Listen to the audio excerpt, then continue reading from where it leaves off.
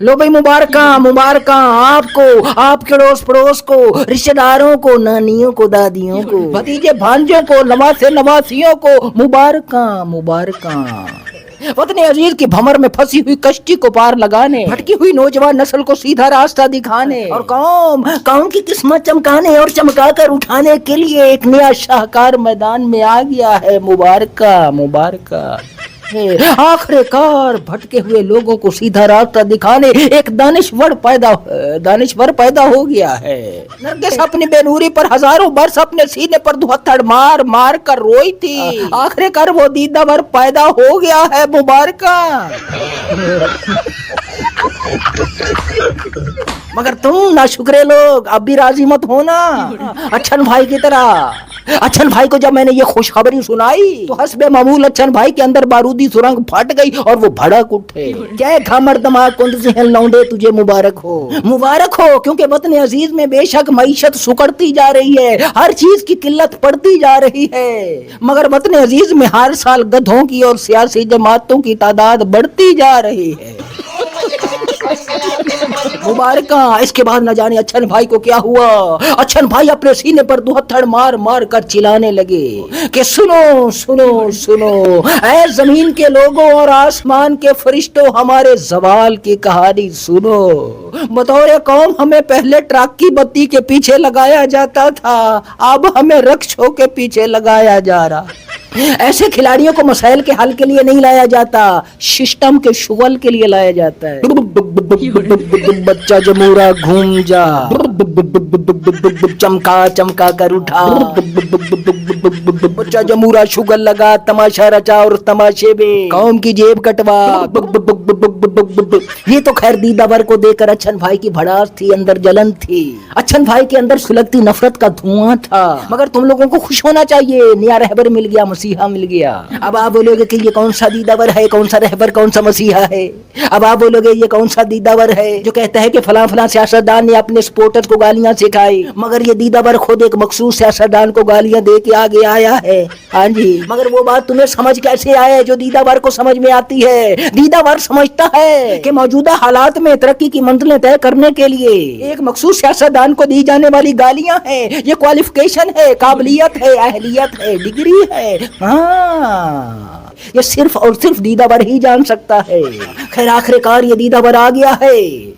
आखिरकार कौम के सरों पर मंडलाते मायूसी और नाकामी के घने स्याह बादलों में इस उभरते हुए सूरज की किरणों ने शिगाफ करके हर तरफ उम्मीद की रोशनी फैला दी है। तुम्हें क्या पता आपको पता है बहुत से और भी दीदावर थे। जी हाँ, छोटे छोटे और भी दीदावर थे जो फेसबुक पर, सोशल मीडिया पर एक मखसूस पार्टी को और उसके लीडर को गालियां देते थे और जिन्हें 10 लोग भी लाइक नहीं करते थे, 10, 20, 50 हजार भी व्यूज नहीं आते थे, मगर आज उनकी उस क्वालिफिकेशन के बदले में, अहलियत के बदले में, काबिलियत के बदले में पीटीवी में लाखों रुपए की नौकरियां कर रहे हैं वो। जी हाँ लाखों रुपए की नौकरियां मिल गई हैं भाई मियाँ। इसे कहते हैं दीदावरी, इसे कहते हैं दानिशवरी और दानिशवरी, इसे कहते हैं अकलमंदी।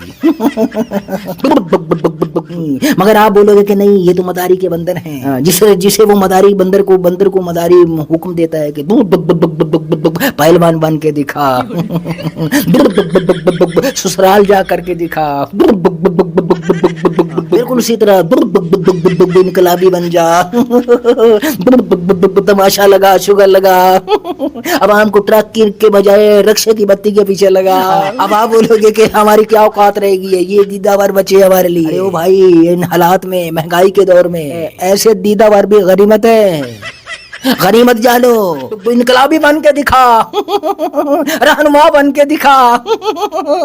सारे बच्चे जो बुरे हैं कौम को रहनुमा बन के दिखाते हैं, तमाशा लगाते हैं, लोगों को तमाशा लगाते हैं और तमाशे में चोरी से कौम की जेब कट जाती है। कौम तमाशे में इतनी मगन होती है कि कौम को पता ही नहीं चलता कि उसकी जेब कट गई।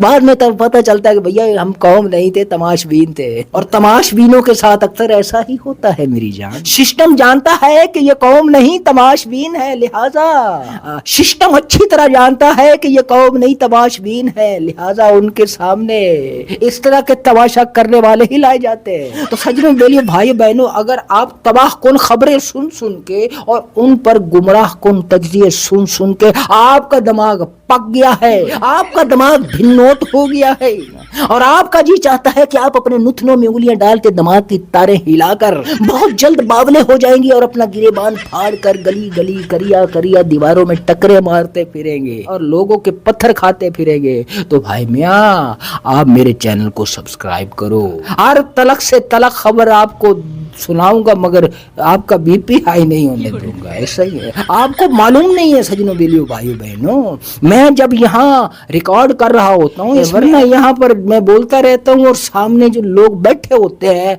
वो खिड़ खिड़ खिड़ खिड़ खिड़ खिड़ करते रहते हैं, फिर हमें जो एडिट करना पड़ता है, फिर मुझे लाइनें दोबारा बोलनी पड़ती है। बहुत सारी लाइनें ऐसी होती हैं जो मैं बोल जाता हूँ और उसके बाद मतलब मैं जो फ्लो में बोल जाता हूँ ये उसमें डिस्टर्ब कर देते हैं मुझे। उसमें यहाँ मैं अकेला बैठा नहीं हूँ, ये इधर सब लोग ही लोग होते हैं आगे सामने बैठे होते हैं। जब खिड़खिड़ करते हैं तो भाई मियाँ हमें दोबारा टेक देना पड़ता है, दोबारा लाइन बोलनी पड़ती है और बहुत दफ़ा ऐसा होता है कि जब मैं दोबारा बोलता हूँ तो वैसा नहीं बोल पाता। जो चवल पहले मारता हूँ वो चवल जब दूसरी मार भरता हूँ तो वो चवल थोड़ी फीकी सी हो जाती है। तो मेरी चवलें अगर आपको पसंद आती हों तो भैया आप मेरा चैनल को सब्सक्राइब कर लें, वीडियो को लाइक करें, शेयर करें। मैं तो यहाँ बैठ के हालाते हाजरा पर चवले मारता हूँ भाई मियाँ, जी हाँ, क्योंकि मैं कोई वो दानिश्वर नहीं हूँ भाई मियाँ जिसके लिए नरगस जो है हजारों वर्ष अपनी बेनूरी पर अपने सीने पर दुहत्थड़ मार मार कर रोई थी या पीटी थी।